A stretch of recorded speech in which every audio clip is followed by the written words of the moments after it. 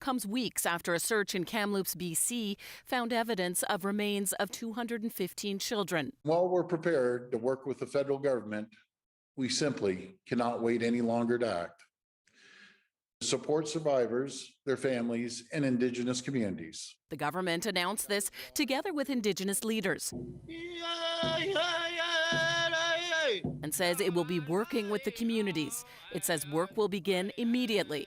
The first phase will involve dealing with trauma and mental health supports after bringing up these painful memories.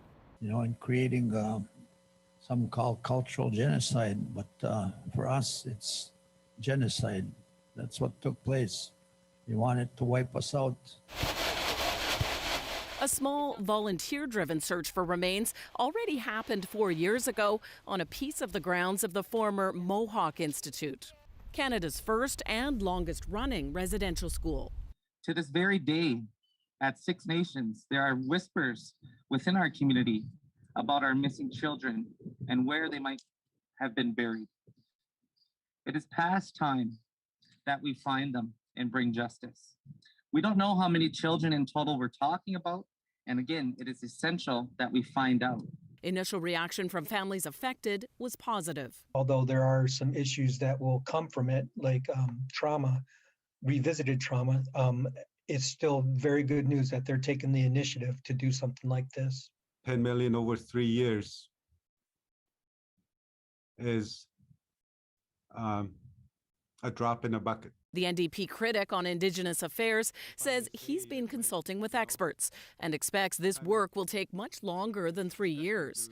The Truth and Reconciliation Commission said at least 12 former residential schools had unmarked grave sites, and at least 426 children died at the schools. We're looking at probably a decade, 10 years to do the work that needs to be done to look at the sites. The province says it will assess the funding, and an option is also to ask the federal government for help.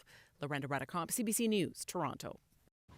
And here in Windsor, a university professor supports the province's pledge but wants upper levels of government to take greater accountability. The province can support what's happening in the communities, but, you know, my claim is against Canada. You know, what is Canada doing to rectify what it's done to implement the residential school and the genocidal policies? Can you explain a little more about your ancestors being involved in the residential school system? What can you tell me about them?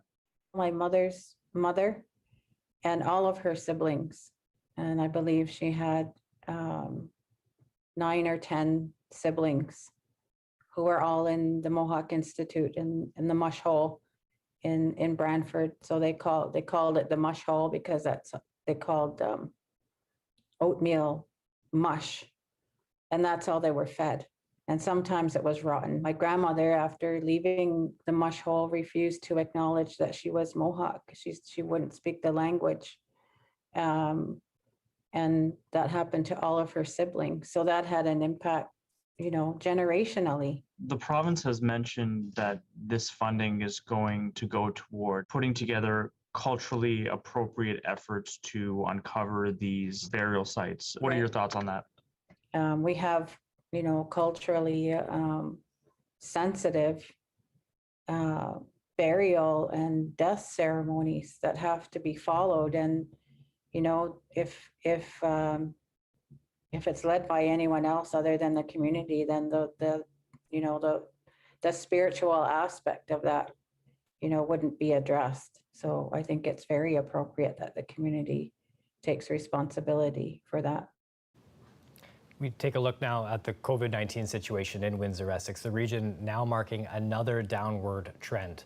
Today, there's fewer than 100 active COVID-19 cases in Windsor, Essex. The last time the region's case count dipped below 100, 7 months ago. There are 13 new cases today, more people now eligible for second doses as well. Those who got their first shot outside of Ontario can contact the health unit for a spot, but those looking for an appointment must have a government-issued ID to book over the phone. The Canadian Urban Institute is focusing on Windsor this week. It's a check-in of sorts, virtual discussions to hear the problems our medium-sized city is facing and what solutions might exist. I caught up with the Institute's CEO this morning after the first session was finished. What's going to be interesting for you folks is you probably, one of the things that I even heard in the first session, we're just here the first day, but I heard earlier in this morning is one of the challenges you're going to have is generational leadership. That's not unusual to Windsor, but that is probably something that's going to be a particular challenge to you folks, is that you've got some older folks and my age in managerial roles and who run things in certain kinds of ways and serviced, maybe they created a business that serviced a particular industry in a certain kind of way. And what we now need is to figure out, how do you recruit new talent? How do you hang on to new talent? How do you keep the student population that comes in, for instance, and all the foreign students that are coming in to study there? How do you make Windsor so attractive and so appealing as a city to raise a family in and to make your future in, that those students then stay, they extend and then stay, and then you continue to regenerate and replenish your workforce. So I would think that that's going to be, there's rough bumps in those kinds of transitions. We look at, there's people who used to be from Windsor, they're called home, that are going to have a conversation about why they maybe left or what could have kept them. At the end of this week, at the end of this project, what happens for people in Windsor? Is there a document? Is there solutions? Or do we just point out the problems? Well, the other thing is we've been working with a bunch of partners there. So we never do a COI local without being grounded with partners. So we've been working with the Windsor Law Center for Cities and the university and the city itself and the Small Business and Entrepreneurship Center and the Black Council of Windsor Essex and a whole bunch of different partners who are informing how do we convene? What do you want to convene on? So these really, when we come in and do a COI local, what we're doing is creating some enabling infrastructure for these kinds of discussions, but it's really up to the locals to say, here's what we think we need to talk about. So what happens out of these is we listen like crazy. We have lots of students and staff that are helping. We attend every session. We try to distill the kinds of things that we're hearing. And then, as you suggest, create a kind of provocation, a kind of report, like what we initially were calling a watch list, to suggest here's what's working, here's what we heard wasn't, and here's what might be next. And then I think that becomes a kind of provocation document, which Windsor is familiar with because you went through this process, the mayor's process that led to Windsor Works. So I think these kinds of, now what we do is bring a bunch of sort of other perspectives of people that are familiar with what's going on in other cities.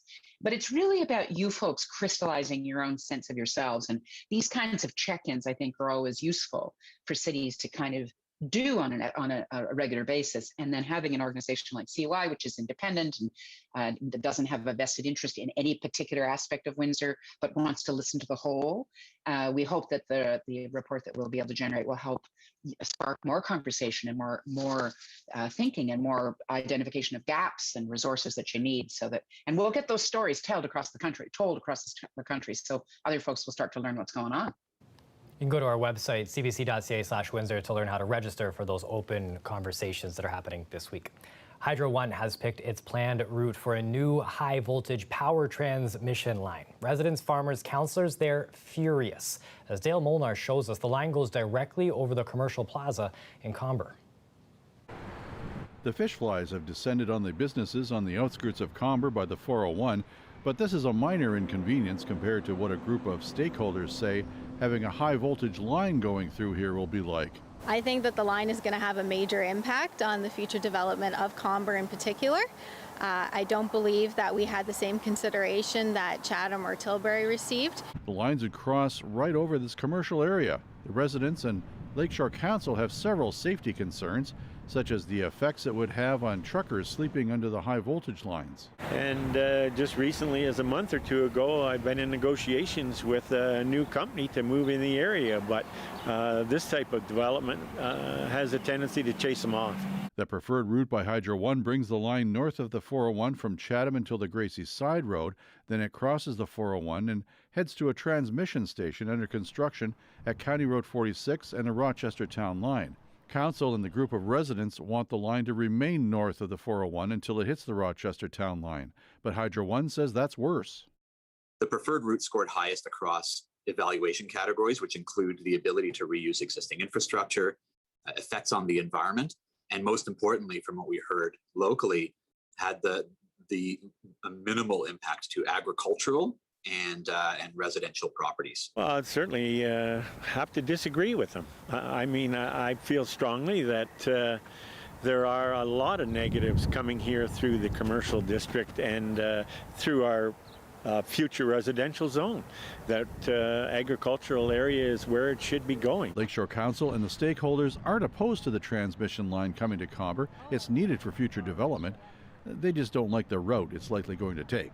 A consultation period on the transmission line project continues until August. The stakeholders group is contemplating legal action to stop it. Dale Molnar, CBC News, Comber.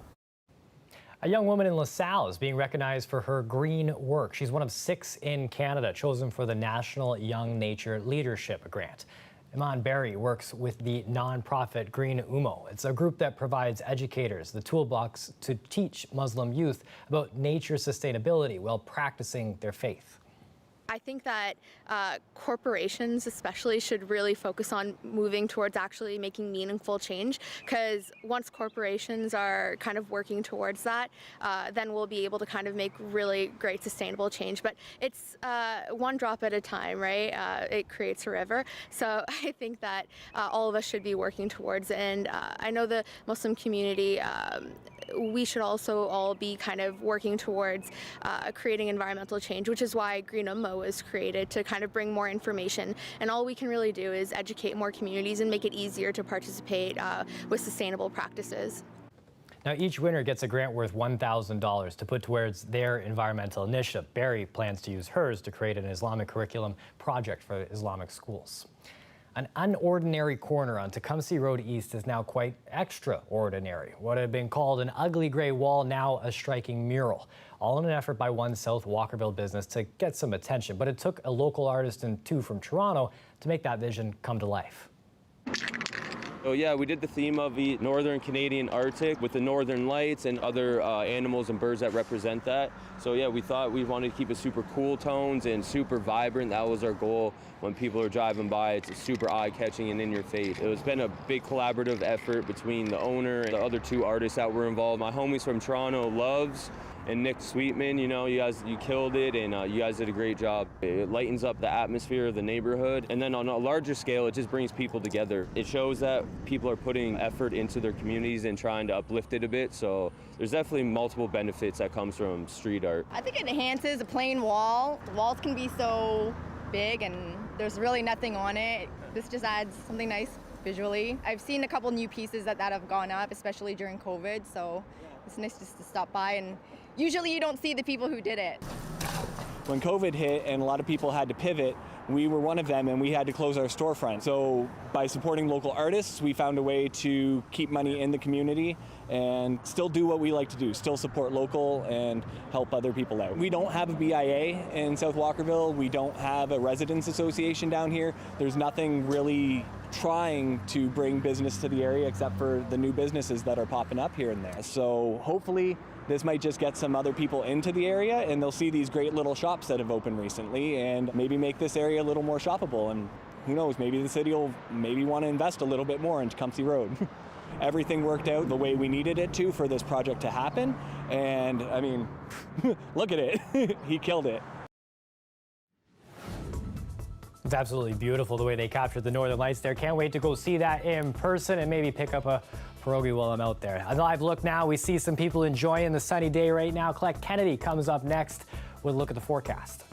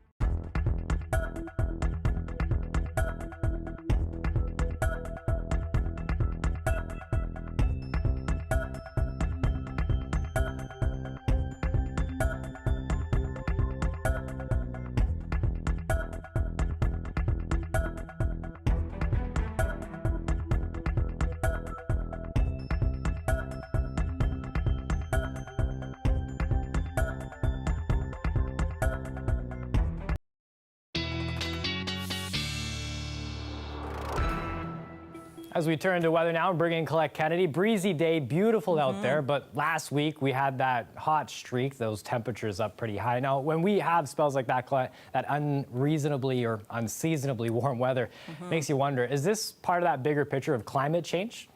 Yeah, Chris, it's good to look at that, right? Because we know our planet is heating up. We've already warmed 1 degree since pre-industrial times, but there's new data now from the World Meteorological Organization where it suggests that we now have a 40% chance of meeting that 1.5 degree heating, which is kind of the lower threshold here of the Paris Climate Agreement, that we may get there by 2025. I mean, that's not too far out. So you have to kind of wonder what that means for us. I spoke with a climate expert. His name is Danny Harvey. When we have these short-term spells of heat or heat wave kind of thing, I'm often asked, okay, well, is this climate change? Is this global warming right now? And everybody wants to contextualize it, but it's very difficult when you're talking about something on a global scale, long-term, climatology versus meteorology, what's happening over a few days. So how do we help people to answer that question? Well, okay, so I don't like the term climate change because that's confusing. Change can be positive or negative, up or down. What we're seeing is a long-term global scale warming of the climate, so global warming, but there's also a lot of natural variability, right, superimposed on that. So, you know, the long-term trend could have notched up a half a degree or 1 degree, but the year-to-year variability can be, and the month-to-month or week-to-week variability can be 10 or 20 degrees, right? Sure, like so, April was particularly cool around here, but we tend to have kind of short memories of these things. It was a warm May, it's a warm June, but when you balance this out, this year or one of the next few, we're almost guaranteed is going to be another one of the warmest on record for the globe, and in the last, since 2015, we've had 6 of the warmest years. Well, right? you've hit the nail right on the head. What we're seeing is the frequency of new heat records is increasing as sort of that overall envelope of variability is shifting upward. And in Canada, that's doubled. If it's 1.5 globally, we're warming at almost twice the rate. It's in the northern region degrees. And in the northwest in particular, because in the Arctic there are various mechanisms that amplify the warming. So yes, the northwest Arctic in particular has seen some very rapid rates of warming. And what's that going to mean for Canada if we're at an even enhanced rate of heating? Drier soils, droughts, water shortages in some areas. Even though we have millions of lakes, there are regions in Canada that, water is scarce. And then, of course, there's impacts on forests, insect infestations, and then, of course, sea level rise in the long term, and all of the global geopolitical implications, and also just sort of the moral issue of seeing suffering, right, in other parts of the world that we are in part responsible for. Is there anything that you want to add or anything that is particular to Southern Ontario with what we can be doing here? Individually, we have, we can control our personal direct emissions associated with consumption, with driving, transportation, home heating, and some of our electricity use. There's about a 50% difference you can make, and also in terms of your impact of diet. So there is a lot, right, that we can do as individuals. Thank you, Danny. I really appreciate your time. And it's nice to have some practical things that people can look to, too. Well, thank you. It's a real pleasure. Colette, just to hear him talk about like the drought and the fresh water, like us here, we're surrounded by agriculture, some of the best growing spots that you can find, and the Great Lakes. But a good reminder that it's not that way everywhere. Yeah, absolutely. And we do have, some regions around us where we are looking at some drought conditions in terms of along the southeast shores, Lake Huron, down along the eastern shore of Lake St. Clair, all the way to the northern tip of Lake Erie. There's a section in there that is really experiencing some drought conditions. And, it's only the 15th of June, and 10 of our days we've had a temperature of 28 degrees or warmer, and many of those were actually 30 degrees or above. So that warm weather, warm temperatures coming back.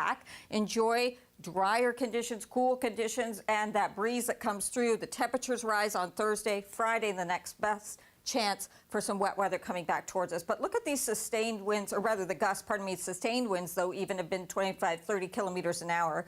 So we're at 23 degrees, Chatham-Kent 19. What is really interesting to me are look how low these dew points are. So that's going to allow the temperature to fall off tonight. We're used to a lot more humidity for southwestern Ontario than this.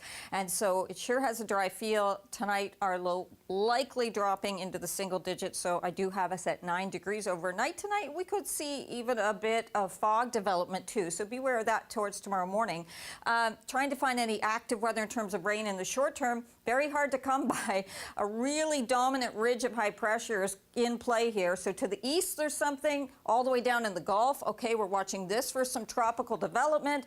Out towards the west, excessive heat warnings from Montana down to Southern California, and there's some rain showers in Western Canada, and in between is our weather for the next couple of days. So that's why this ridge of high pressure keeps things dry. Winds will change direction. That becomes important with the temperature story. So that's why tomorrow I have us with mostly sunny 24, and then you're going to see that shift into Thursday where we head up to 28. We're going to stay in those upper 20s, and there comes the system. Finally, something changing there Friday with some showers, Chris. I'm not sure I've ever seen you pull that map back so far to show the whole globe when you're trying to find some weather system to warn us about. Yeah, and what a big chunk, right, of dry weather for a few days here. So I guess enjoy them in the meantime. No, absolutely. And thanks for that interview before for us to think about what we're doing here. Absolutely. Up next, the Green Party. They have a decision to make, something that could change their leadership at the federal level.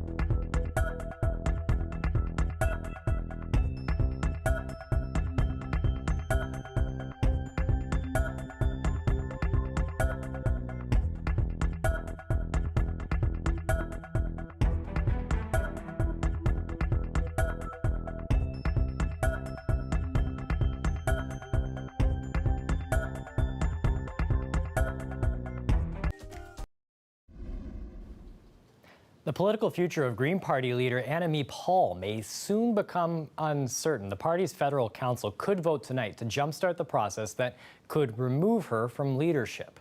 Now, according to party members with knowledge of the issue, the party's governing body will hold a vote on whether to trigger a complex 30-day process. If the council votes tonight to launch that process, it will meet again on July 15th to decide on her leadership. It follows last week's huge setback when former Green Party MP Jenica Atwin crossed the floor to join the Liberal Party. The move left the Green Party now with just 2 MPs in the House of Commons. Prime Minister Justin Trudeau has wrapped up his trip to Europe. His meetings with top officials from the European Union focused mainly on trade and security. The Europeans and Canada over the past number of years, even as other countries were slightly more protectionistic, we were able to get many, many things done during an uncertain time on the global stage. A key initiative adopted by Canada and the EU involves sourcing important metals and minerals from places other than China. It's been the main global supplier of the rare earth materials used in everything from batteries to electric vehicles.